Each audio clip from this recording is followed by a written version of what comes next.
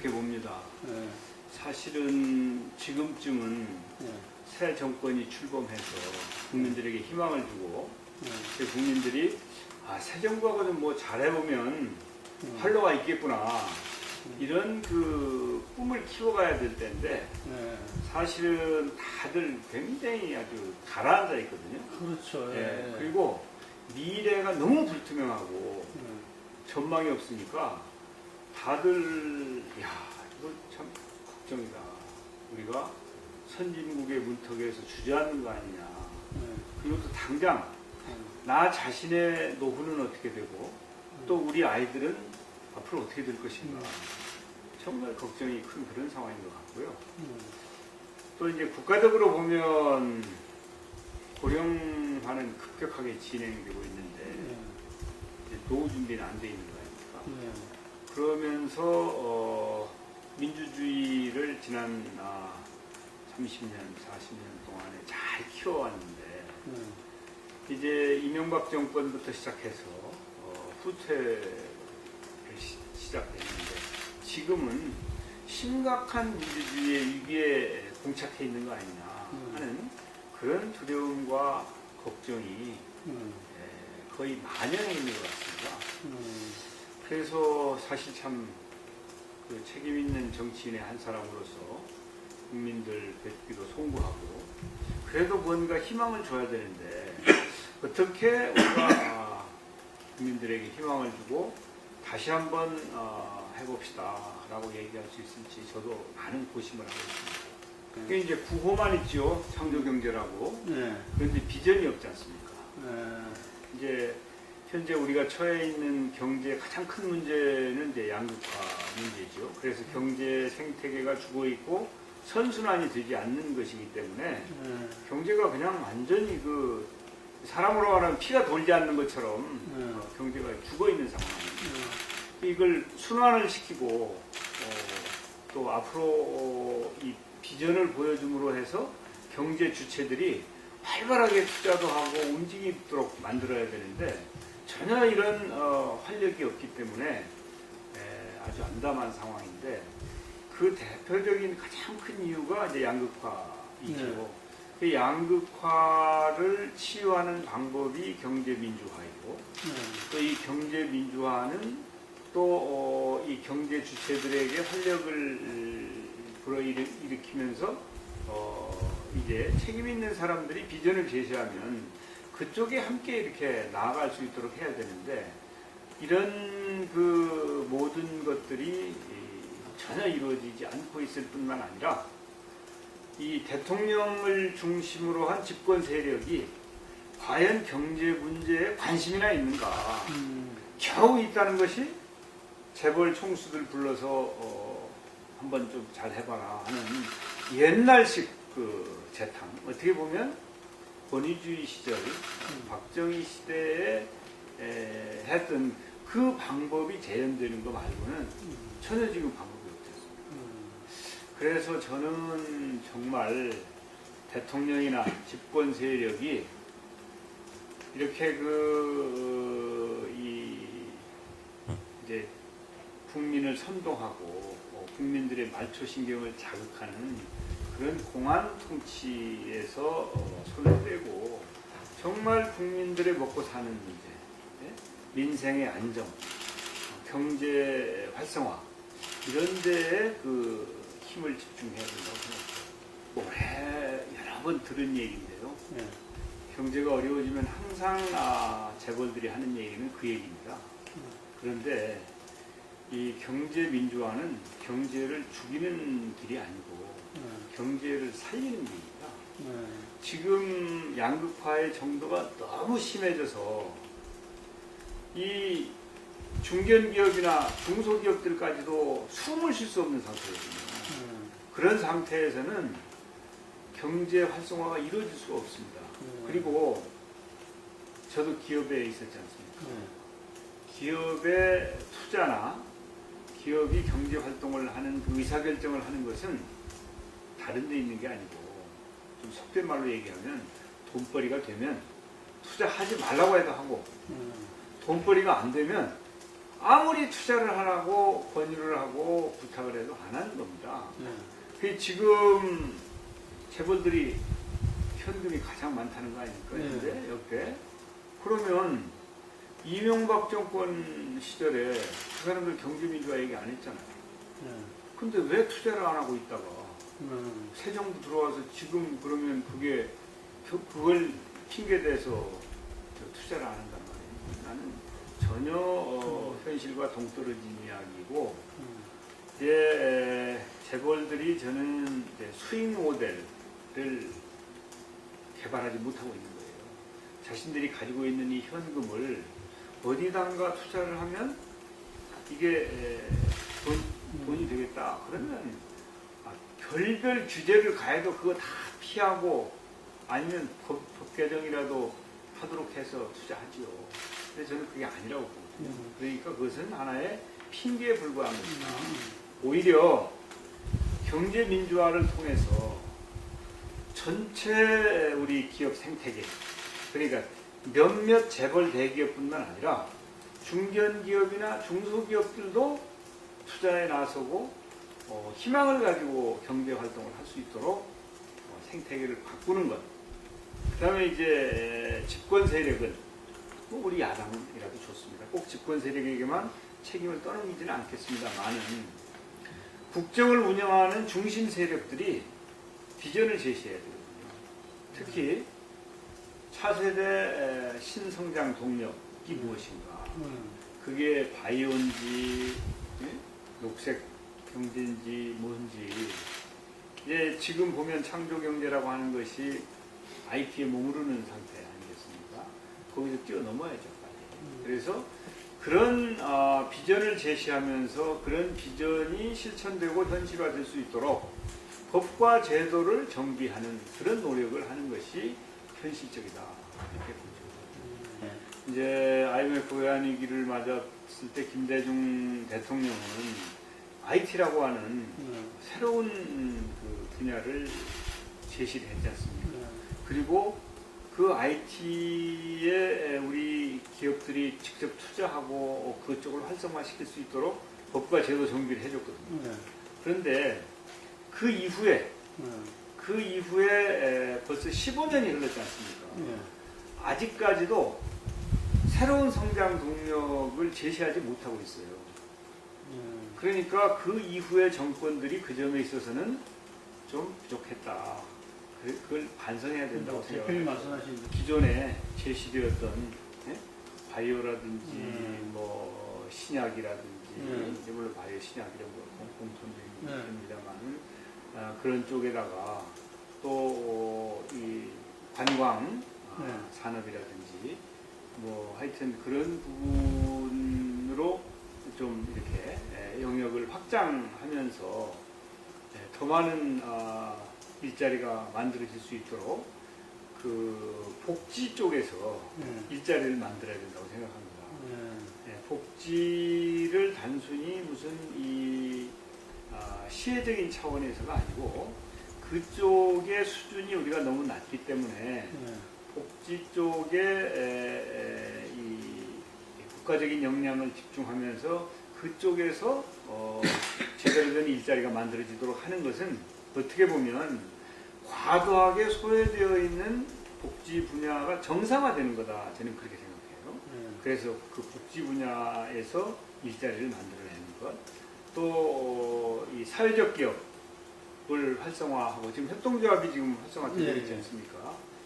그런 부분에서 이 사회적 기업이나 협동조합의 활성화를 통해서 자영업자나 작은 그 소규모 상인들도 이렇게 서로 이렇게 힘을 모아서 더 큰 그 경제 주체들과 경쟁할 수 있는 그런 상황을 만들어 감으로 해서 제가 얘기하는 분수경제, 경제 성장의 원천을 대기업 저 위에서 찾는 게 아니고 요 밑 바닥에서 찾아나가는 그런 노력을 현실화하면 저는 그러면 우리가 경제 활력을 찾을 수 있다고 생각해요. 국민 속았죠. 속았다.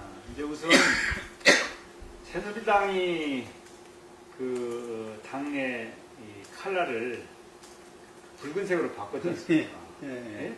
그리고 로고도 바꾸고요. 뭐 이름도 바꿨지만 이제 그러면서 그들이 민주당이나 진보 진영의 의제인 네. 복지와 예. 경제 민주화를 차용을 했지 않습니까? 그렇죠. 그리고 그것도 선점을 했어요. 예. 예? 그러니까 우리가 보면 참 뻔뻔스러운 거거든요. 네. 그리고 우리가 보면 저 사람들이 선거 끝나면은 그 본색을 드러낼 게 뻔하다 이렇게 보여지는데, 그런데도 국민들은 그래도 뭐 있겠지 한번 믿어보자. 예. 그것은 이제 상대적인 것인데 예. 우리가 더 믿음을 주지 못한 책임은, 일차적인 책임은 우리한테 있지요. 예. 그런데 하여튼 이 새누리당 쪽에서 경제민주화나 복지, 자기네들 의제가 아닌 것들을 가지고 감으로 해서 우리 쪽이 국민을 상대로 신뢰를 얻고 우리가 이렇게 하겠습니다 라고 하는 그 비전을 제시할 소재를 뺏어가 버렸어요. 그래 놓고 실질적으로는 NLL을 가지고 승부를 걸었잖아요. 그런 점에서 보면 우리가 보기에는 저 사람들이 선거 전략적으로 우리보다 한 수 위였다. 그래서 그런 전략의 실패도 우리가 패배한 중요한 원인 중에 하나라고 보죠. 대선에 보면 전략이 민주당이 좀 우위였는데 지난 대선 때는 상당히 좀 그랬던 것 같아요. 새누리당이 오히려 이제 그래서 진보 진영에서 예. 이길 수도 있는 선거를 졌다. 예. 그러므로 해서 민주당이 지금 혹독한 시련을 겪고 있는 거 아닙니까? 이 진보 진영이나 중도에서도 적극적으로 민주당을 밀어줬잖아요. 네? 굉장히 밀어줬단 말이에요. 그리고 또 여건이, 아니 원래 그런 거 아닙니까? 정권이 잘 못하면 그럼 교체하는 거 아니에요. 네? 그런데 이명박 정권이 그렇게 국민들로부터 신뢰를 잃었음에도 불구하고 정권 재창출에 성공을 했지 않습니까? 그것은 우리 탓입니다. 우리 탓. 그걸 국민한테 탓을 돌리겠습니까? 민주당 탓이죠. 우리가 국민들로부터 신뢰를 얻고 있었으면 당연히 정권 교체가 되는 것이죠. 그런데 민주당이 부족해서 정권 교체를 못했기 때문에 그래서 국민들은 지금 민주당한테 혹독한 시련을 주고 계신 거예요. 우리가 지금 지지율이 20% 아닙니까? 지도가 바뀌는데 올라가지 않더라고요. 지금 127명의 국회의원을 보유하고 있는데 우리가 20%라는 게 말이 됩니까?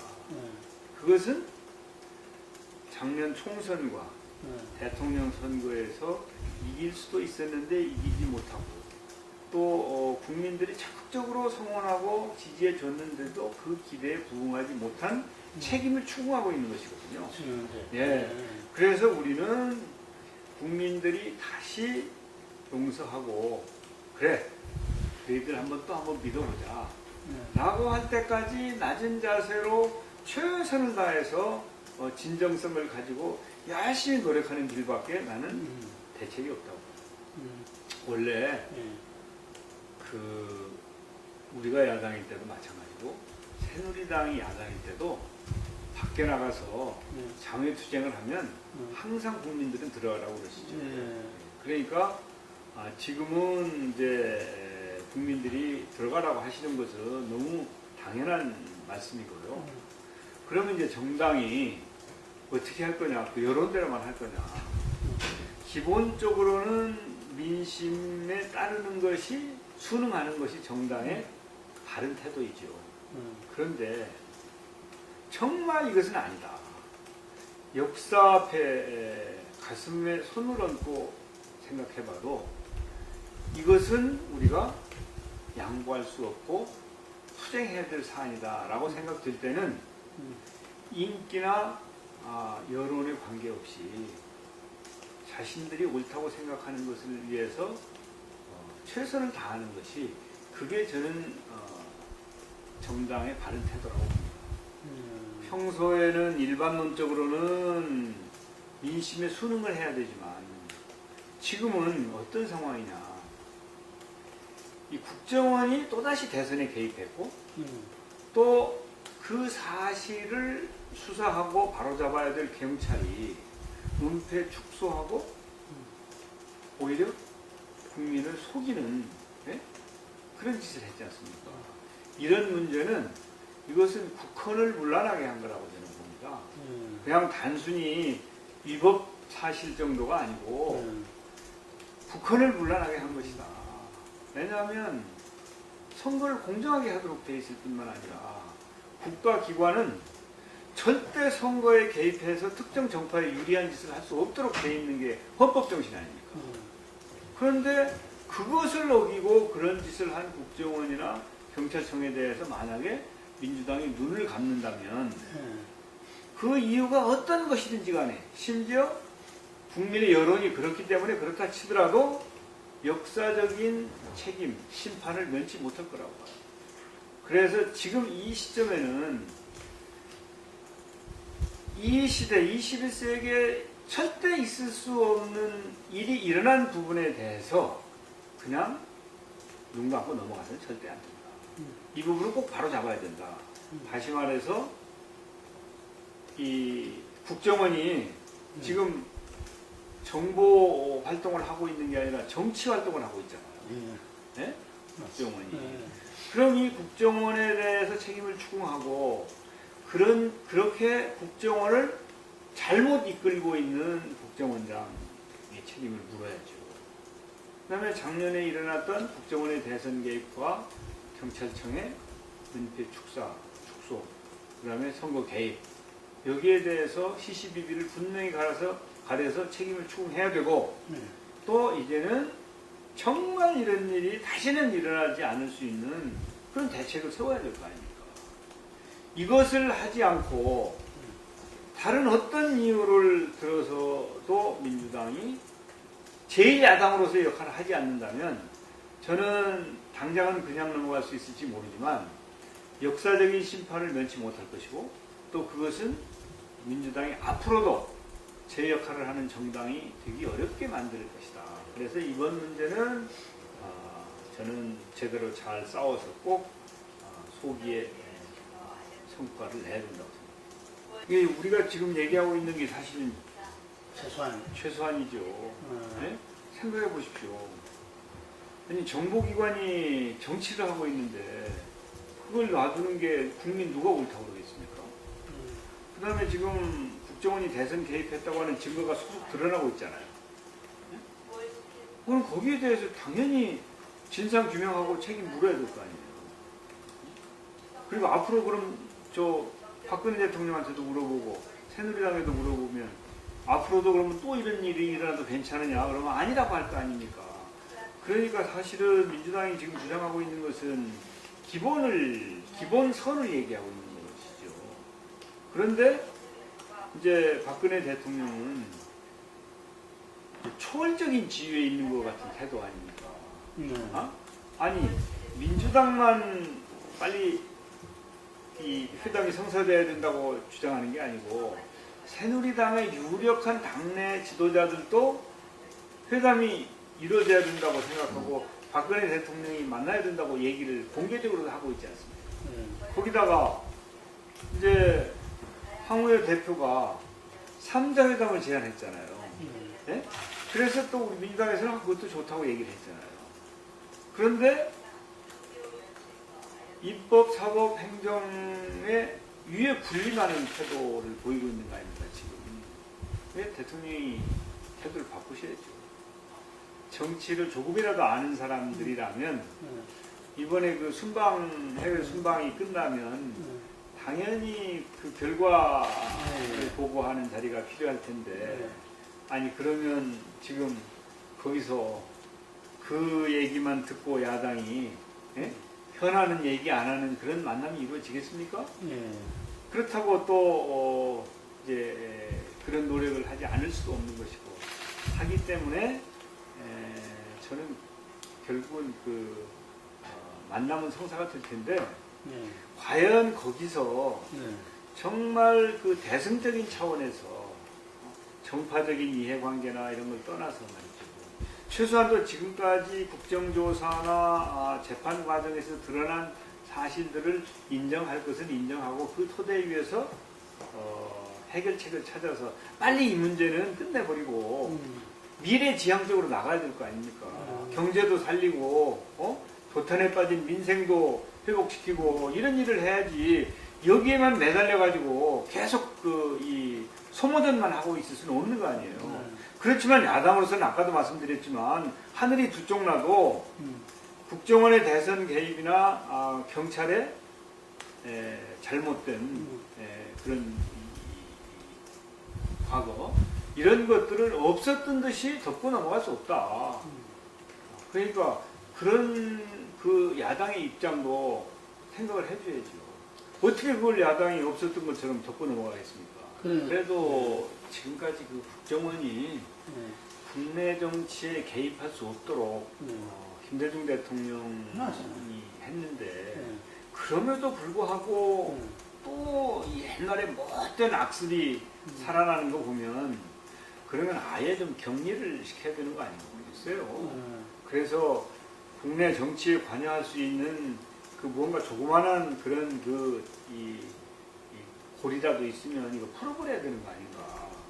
그렇다면 이제 그게 국정원의 그 수사권이나 이런 부분도 좀 제한할 것은 제한하고 그다음에 지금까지는 우리가 야당을 할 때도 그랬고 우리가 여당을 할 때도 그랬고 지금도 국정원의 예산 문제에 대해서 일정 부분 특수성을 인정을 해줬지 않습니까? 근데 이거 안 될 것 같아요.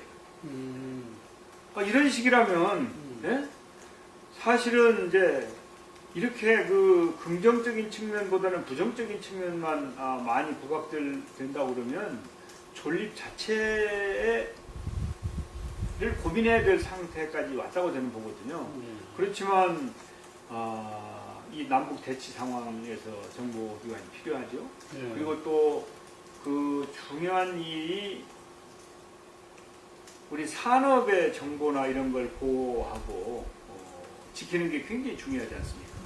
우리가 제조 강국이기 때문에 그래서 이런 경제적인 부분이나 남북 부분 이런 부분은 기능을 해야 되기 때문에 국정원 해체를 주장하는 것은 국가적인 차원에서 바람직하지 않은 것이고 우선은 하여튼 국내 정치에 개입할 수 없도록 수사권도 제한하고 예산도 투명성을 높이는 등의 일대 혁신이 필요하다고 봐요. 국내 정보를 수집을 하는 것이 아예 법적으로 더 명백하게 금지되고 처벌 조항도 확고하게 신설이 된다면 아무래도 정말 필요한 정보만 수집을 하게 되겠죠. 그런데 지금은 정보를 수집하는 차원의 문제가 아니고 그냥 완전 국내 정치에 지금 전면에 서 있으니까 문제인 것이죠. 정보기관이 정치를 하는 조치가 돼요. 그러니 그게 참 세상에 지구상에 그런 일이 어디 있겠습니까? 그런 문제는 굉장히 조심스러운 이야기죠. 보통 죄가 없이 상황을 공개를 하고 이럴 수 있습니까? 다 죄가 있었다고 봐야 되겠죠. 다들 그렇게 보는 거죠. 이제 죄가 있었다. 다들 다 그 사전에 조율이 되고 그랬을 것이다. 이렇게 보는 사람들이 있는가 하면 또 그분이 특수한 분이어서 그냥 저질러 놓았을 수도 있다고 보는 사람들까지 있는 것 같아요. 근데 후자라면 그게 더 큰 문제죠. 그렇지 않습니까? 대통령이 직속 상관인데 그냥 그 대통령까지도 무시하면서 일방통행을 한다고 그러면 그것은 국가적으로 심각한 문제죠. 그러니까 청와대하고 조율했어도 문제, 또 청와대와 조율 없이 일방통행을 했다면 더 큰 문제, 이렇든 저렇든 심각한 문제이기 때문에 국가의 현재나 미래를 위한다면 아마 적임자를 다시 찾는 것이 매우 중요한 그런 그 일 중에 하나가 아닌가 싶어요. 국회의원이라고 하는 것은 이제 헌법기관 아닙니까? 헌법기관이란 말이죠. 그러니까 국회의원은 결코 헌법 위에 있을 수도 없는 것이고 법률의 테두리 안에서 활동하는 것이죠. 실정법 테두리 안에서. 그런데 지금까지 그 확인된 것은 아니지만 보도된 내용이나 또 국민들이 믿고 있는 내용을 보면 이것은 헌법도 초월하고 실정법도 무시한 도대체가 있을 수 없는 일을 저질렀다고 보는 거 아니겠습니까? 네. 그러나 이제 그게 내란 음모라고 믿는 사람은 별로 없는 것 같고요. 그 내란 아무나 내란 음모를 할 수 있으니까 능력이 있어야 하는 것이지. 예, 그래서 이 헌법 정신도 제대로 그 이해를 못하거나 지키지 않았을 뿐만 아니라 이 법치를 벗어나서 그 일탈하는 그런 이석기 의원의 행위에 대해서는 마땅히 처벌받아야 된다고들 생각하고 저도 그렇게 생각합니다. 그러나 국정원이 얘기하는 것처럼 무슨 뭐 내라는 뭐 할 수 있는 역량이 있는 이제 그런 그 그룹으로 보지 않고 그냥 전혀 역량이 안 되는 회합 거기에서 논의된 내용 이런 거 가지고 지금 이렇게 대한민국을 흔들고 지금 이 대선 개입이라고 하는 이 국헌 문란 행위를 바로 잡아야 될 텐데 이게 지금 실종되고 지금 이석기만 지금 부각되어 있는 거 아니에요? 예? 이게 정치 행위라는 거거든요. 그리고 특히 그게 자신들의 허물을 가리기 위해서 이런 짓을 한 부분에 대해서는 책임을 엄중하게 물어야 된다고 생각하는데 그럼에도 불구하고 이석기 씨의 그런 행태는 옳지 않다고 저는 봅니다.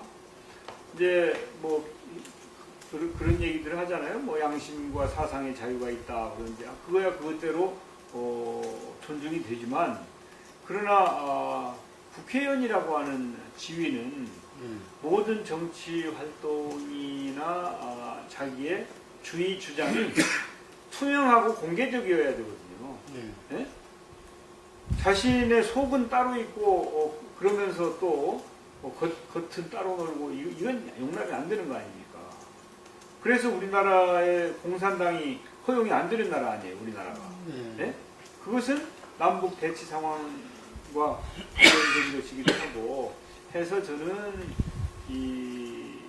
이석기 의원의 잘못은 잘못대로 별개의 문제로 치고 그러나 그것을 악용해서 이 국정원의 대선 개입이나 경찰의 잘못된 수사 이것까지 덮어버리고 이런 국헌 문란 행위는 실종되는 것은 이것은 경계해야 된다. 그것은 이제 정당 해산은 아무나 못하지요. 법에 의해서만 할 수 있는 것이죠. 그래서 그런 문제는 이제 정치인들이 가타부타 할 얘기는 아니고 이제 그 이석기 의원의 잘못 이것이 그 정당이 전체가 함께 책임져야 될 사안인가 아니면 그 그룹이 책임져야 될 사안인가 이런 부분은 명확한 사실관계를 확인해서 법적으로 판단을 해서 그 결과를 가지고 해야 되는 것이지 지금 우리 정당들은 어떻게 보면 서로가 경쟁 관계이면서 또 서로를 존중해야 되는 그런 관계 아닙니까? 그런데 저는 국회에서 그걸 이 정확한 사실에 기초하지 않고 왈가왈부하는 것은 좀 적절치 않다고 봅니다. 그러면 이 새누리당이 제명에 대한 발의 부분도 현재 좀 지켜봐야 된다는 입장이십니까? 그렇습니다. 그 진실도 더 확인이 되지 않은 상태에서 그냥 녹취록 하나만 가지고 제명을 한다면 국회의원들이 이석기 의원을 뽑은 게 아니잖아요. 국민들이 뽑은 거 아닙니까? 그러면 그 의원을 사실은 제명할 수 있는 권한은 이제 국민들이 가지고 있는 것인데 그러나 대의정치이기 때문에 국회의원들이 그것도 재적 3분의 2 이상이라고 하는 엄격한 이건 굉장히 엄격하게 하라고 정해져 있는 거 아닙니까? 법률이. 그렇기 때문에 그것은 섣불리 그냥 그때그때의 이 상황에 영합해가지고 그래서 쉽게 판단할 일은 아니다. 또 이제 역사는 반복되는 것이기 때문에 앞으로도 유사한 행위나 아니면 또 이런 어떤 이 케이스를 만들어 놨을 때 그것이 미래에 악용될 수 있는 소지는 없는지 이런 부분도 잘 판단해서 해야 될 일이라고 봅니다. 그래서 지난번에 국회가 체포동의안에 동의를 해준 것은 저는 온당한 결정을 했다고 보고요. 그렇지만 이제 제명을 한다든지 정당을 해산을 한다든지 이런 부분은 좀 더 정확한 현실에 기초하고 명확한 법률적인 근거를 확보한 연후에 진지하게 고민할 일이라고 봅니다.